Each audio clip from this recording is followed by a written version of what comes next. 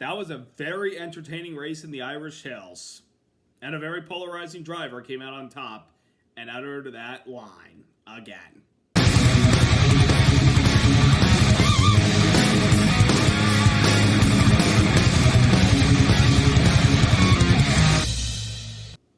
Hey there, race fans. It's Race Day Top 5 with me, Frank 5. Michigan Speedway, located in the Irish Hills in Brooklyn. A 2-mile track that is fast and entertaining with all those restarts. Yesterday, we were treated to a very entertaining race with a lot of side-by-side action, a lot of strategy as well, and a lot of fuel saving at the very end of the race to determine who's going to come out on top. And one driver who was on baby watch came out on top. Let's get into all that happened in the Irish Hills. Number 1.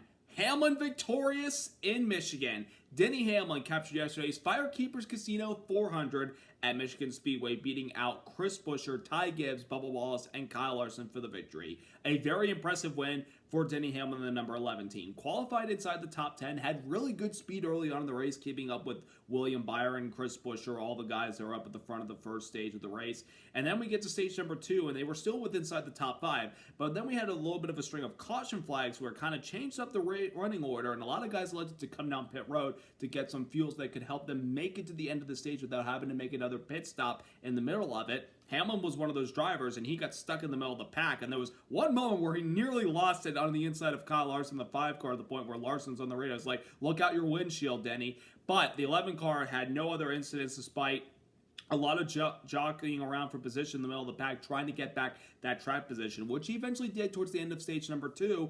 And then we get to the final stage, he still was in the mix. And then to the very end of the race, there were some drivers that were trying to save fuel to make it to the very end of the race. Hamlin was one of those drivers because not everybody was guaranteed to make it to the very end of the race, considering the last caution that came out and considering how many laps were left in the race, as well as looking at the fuel window that was set for Michigan. But Hamlin and his team, they pretty much were able to stay on par with their competition. And when Chris Gabard, the crew chief, told him, okay, save this amount of fuel for this couple laps, then you can go and push it to the very end of the race. So Hamlin stayed within position around the top 5, and then when it got down to 25 laps to go, his crew chief told him, okay, you've saved enough fuel, go get him. And Hamlin started pressuring the leaders that were battling up at the front of the field. He had Carson Hocevar and William Byron jockeying for the lead, and we'll get into them in a moment, but they had their, battles up at the front of the field, and then all of a sudden from behind comes Denny Hamlin and that number 11 Yahoo Toyota, knowing that they had enough fuel to make it to the very end.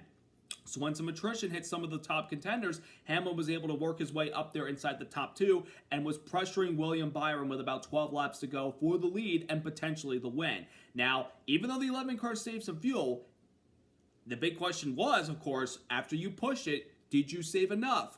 Was that enough to get you to the very end of the race, as long as you got the calculation right, knowing that you've saved enough fuel to make it to the very end? Well, Hamlin was able to pressure the 24 Byron for the lead towards the very end of the race, and then with about 5 laps to go, Byron got a little too high through 1 and 2. Hamlin was able to get on the inside and then took the lead from the 24 Byron and drove away while hoping that he had enough fuel to make it to the very end. Hamlin had no incident whatsoever, and neither did anybody else behind him, except the 24 car did run out of gas. But Hamlin was able to cruise it on home and pick up his 3rd win of the season, and it was his not only 3rd win of the season, but a race right after he made his 700 start. I forgot to mention this last week, that Denny Hamlin made a 700 start in the Cup Series at Nashville. Even though he finished 3rd, it was still a really good run.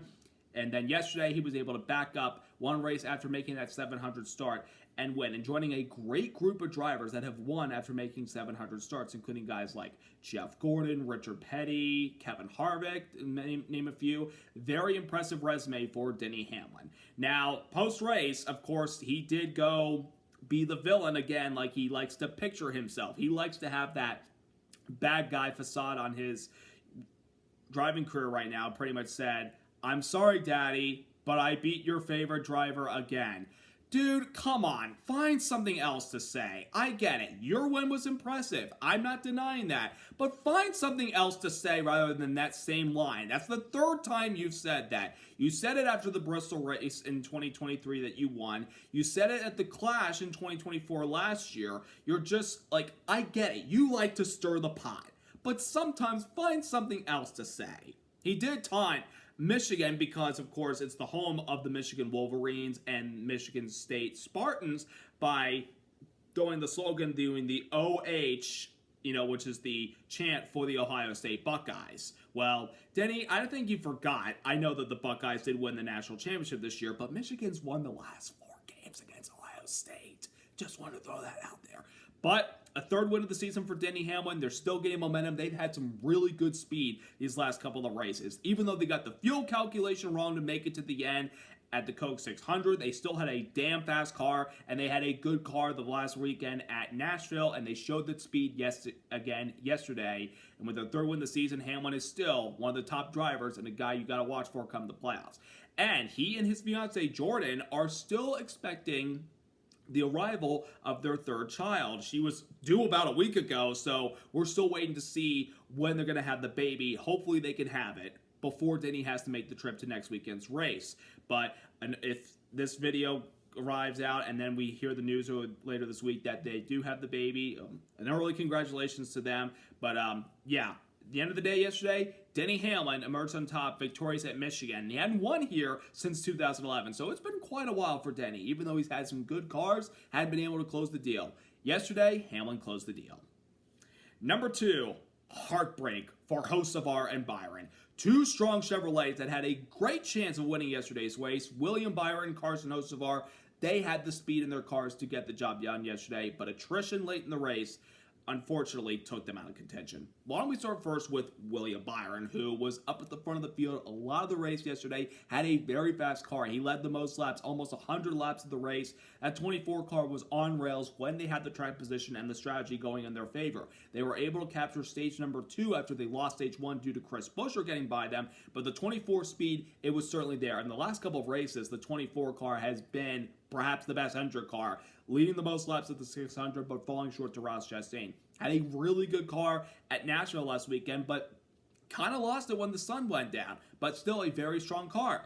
And then yesterday, they had led the most laps, and it looked like they were in prime position to make it to the victory lane since the Daytona 500 this year. But many other drivers out there, they were also trying to save as much fuel as they possibly could.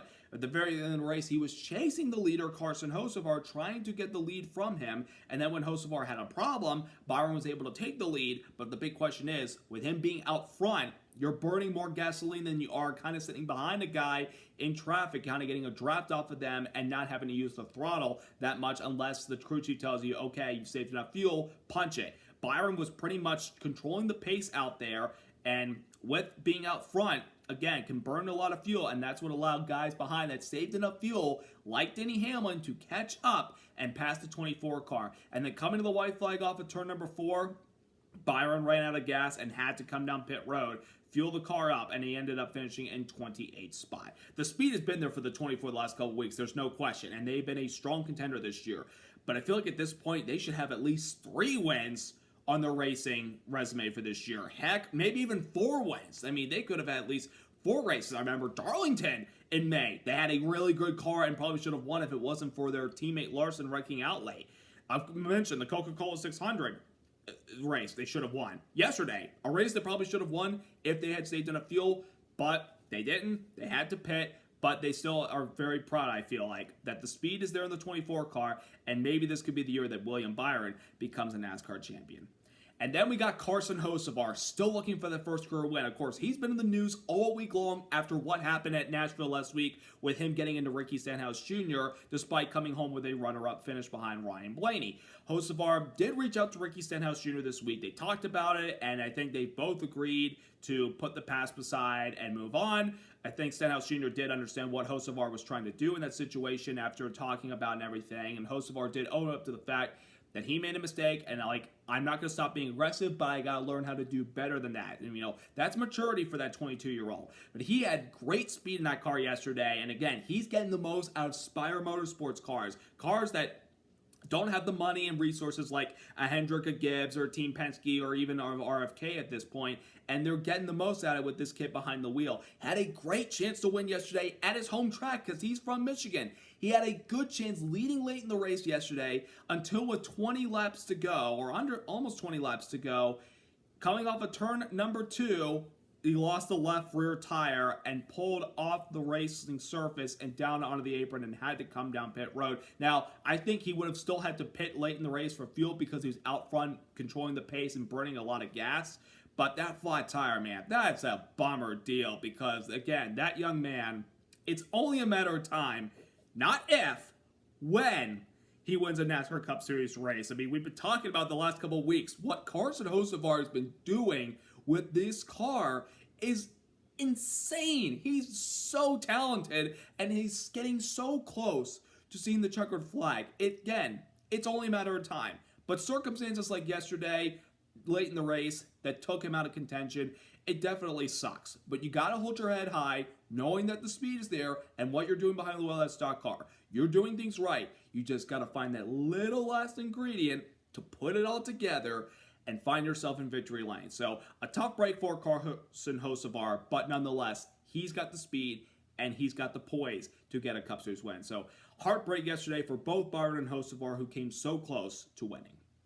Number 3, runner-up for Buescher. Chris Buescher, who won here 2 years ago, got a much-needed runner-up finish. Of course, this is a guy a couple weeks ago had a penalty after Kansas because they had something apart that did not meet NASCAR modifications when it came to post-race inspection. They lost 60 points, so they went to the appeals panel to appeal the penalty. They did get some of the points back from that penalty. Not all of them. They got half of them back, 30 points, and took Buescher from being 24th in the standings to being 18th in the standings, just a couple points outside the top 16.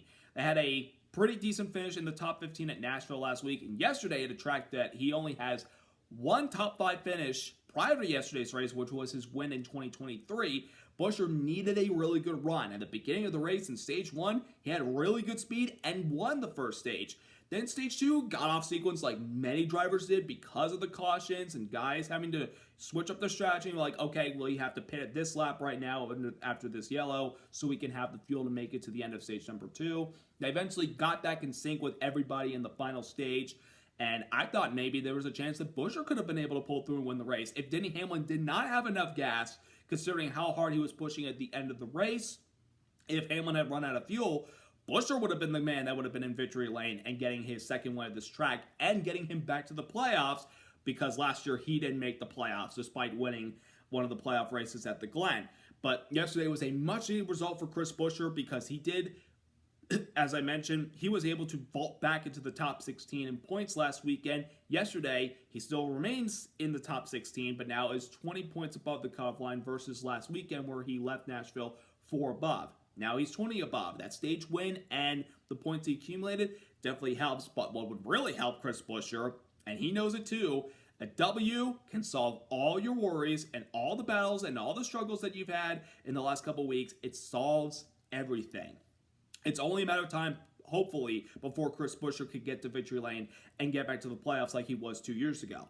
We're going to see what happens these next couple of racetracks where Buescher, is a pretty good road course racer. He's good at Pocono. He's pretty good at drafting tracks, so we're going to see what the 17 cars made of these next few races. But a really good runner-up finish from him yesterday. Would he have loved to win? Of course. But at the end of the day, starting to gain back some of the points after what happened at Kansas, this is good for Chris Buescher. And also shout out to RFK Racing in general. All 3 of their cars in the top 10 yesterday. That's the first time this year, especially with the addition of a third team with Ryan Preece. Preece finished in 9th, and Brad Keselowski, the Michigan native, who will have to wait till next year, and who knows how many more opportunities he's got, he got a 10th place finish, his second top 10 of the year. A really good, solid day for RFK Racing, and a great day for Chris Buescher. Number 4, playoff bubble drama.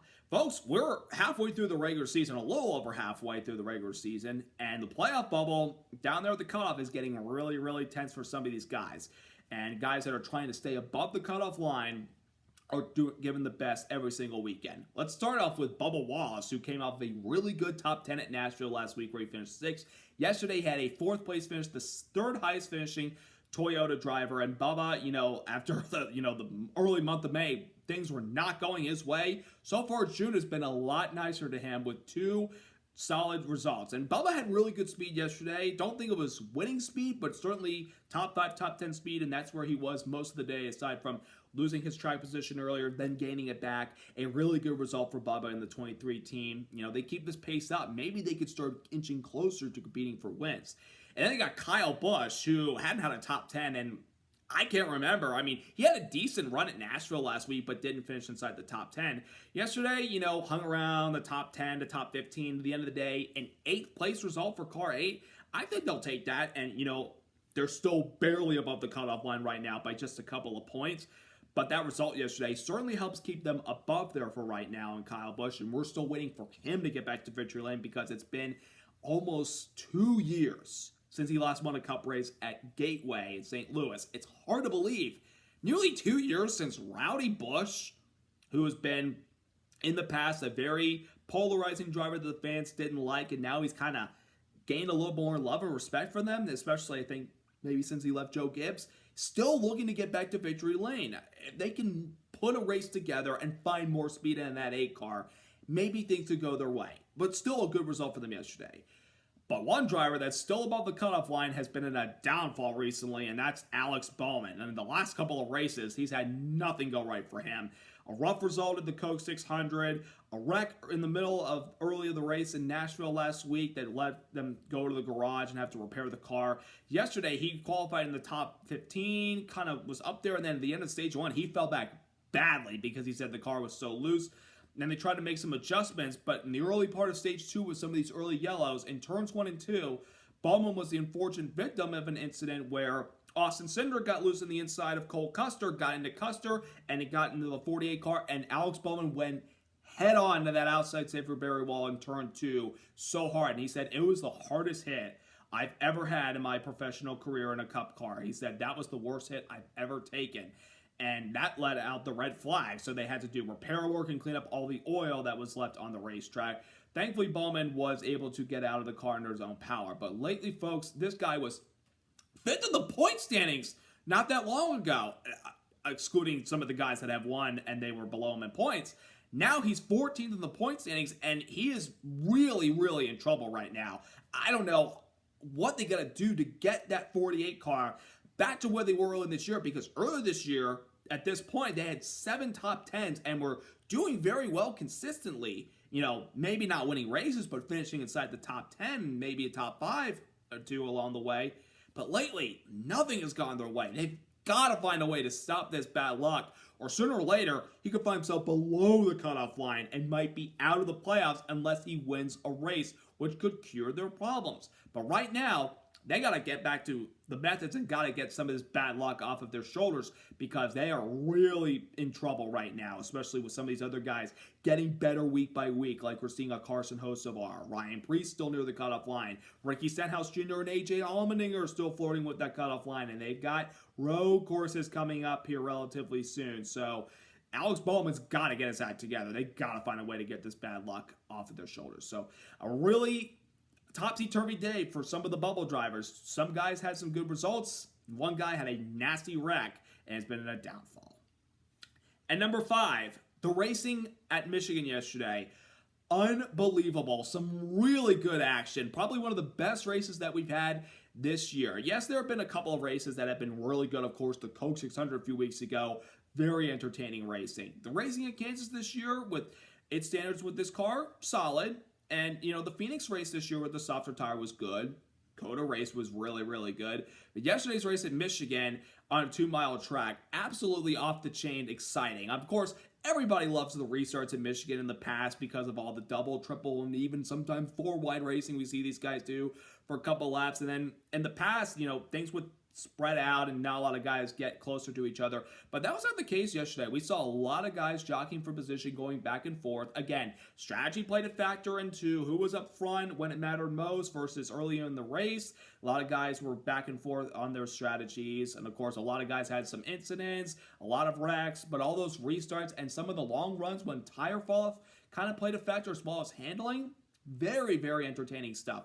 I know a lot of people say, now one date at Michigan certainly helps the racing product and the attendance, because yesterday's grandstands were very, very packed. They were treated to a really good show. And the racing that you saw on your television from home on Prime, absolutely entertaining all race long. I don't think there was one moment that literally had me possibly thinking I should probably take a nap. I mean, I was on the edge of my seat, especially at the end of the race, with fuel saving. I had no idea who was going to make it to the end and possibly win the race. I just didn't know who saved enough to make it to the end, who possibly burned too much gas that they might not be able to make it to the end. It was absolutely entertaining yesterday. And people forget that Michigan, in the past, also used to be a fuel mileage race, especially the 2009 races where Jimmy Johnson nearly won both but didn't make it to the very end of the race. And it was Mark Martin that won the spring race and Brian Vickers won the August race. Those races, with fuel mileage were very entertaining too. And yesterday we saw all the side-by-side battles, the crazy restarts, and fuel mileage put it and make it a very entertaining event. And Michigan, I think, with this next-gen car, it's benefited from it. We've seen some great competition. So, really good product that we saw yesterday at the Irish Hills. Now, we're off for some road course racing on Father's Day next Sunday. And it is not at any road course in America.